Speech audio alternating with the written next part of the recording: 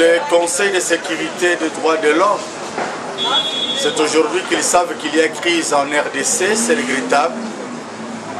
Pour le MLP, mon parti, nous avons toujours été contre tous les dialogues organisés dans ce pays qui n'avaient pour but final que de donner l'occasion à M. Kabila de poursuivre avec son illégalité.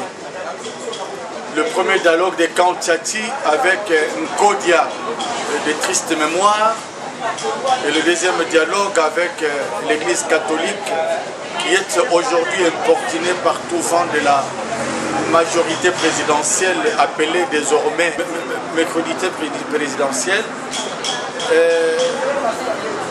Parce que la Remotion nous a montré qu'il y avait des médiocres qu'il fallait écarter du pouvoir. Donc la médiocrité du pouvoir MP est en train d'insulter les évêques, ces hommes respectables. Il n'y a pas de raison pour le MLP d'aller à un quelconque autre dialogue, parce que les deux premiers dialogues n'avons pas participé. Aujourd'hui, l'opinion nous donne raison qu'on avait réfléchi en son temps que M. Kabila, qui n'a jamais respecté la Constitution, n'est pas disposé à respecter un quelconque dialogue, soit-il. Nous ne pensons pas qu'il soit utile d'aller à un autre dialogue de surplice, sinon nous risquons d'ajouter encore une année de surplice à M. Kabila. Le problème de la République démocratique du Congo, s'il y a dialogue, s'il y a transition, s'il y a quoi que ce soit, c'est sans Kabila. Aussi longtemps que Kabila est là, il n'y aura pas élection dans ce pays. Aussi longtemps que Kabila est là, il fomente des stratégies nuit et jour pour se pérenniser au pouvoir. Aussi longtemps que M. Kabila est là, aucun dialogue ne réussira.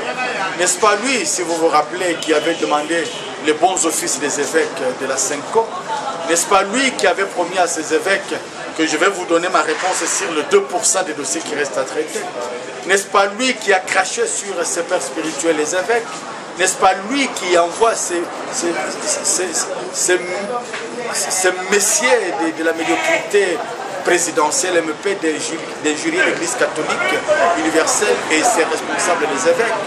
Nous pensons que l'heure est arrivée pour que la communauté internationale, pour que le Conseil de sécurité des droits de l'homme comprenne que le droit de l'homme est bafoué en RDC par M. Kabila et sa bande.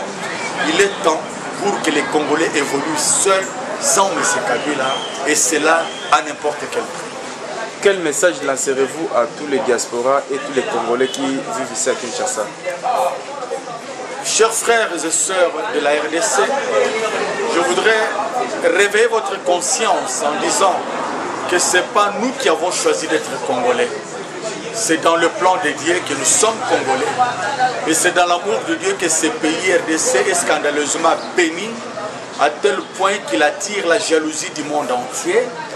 Nous devons rester soudés, être confiants en Dieu, rester soudés pour réussir le développement de notre pays, comme nous l'avons chanté d'une façon prophétique dans notre hymne national, que nous ferons de ce pays plus bon qu'avant, nous rendrons ce pays plus beau qu'avant.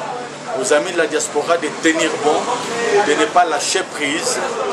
L'heure est plus proche qu'hier, l'heure est plus proche qu'avant-hier. Le moment est vraiment très propice pour que le peuple congolais rapporte la victoire. Bientôt, Kabila et Saban vont fuir, nous n'avons plus du sud, le peuple vaincra et le peuple a vaincu. Merci, Président. Je vous remercie.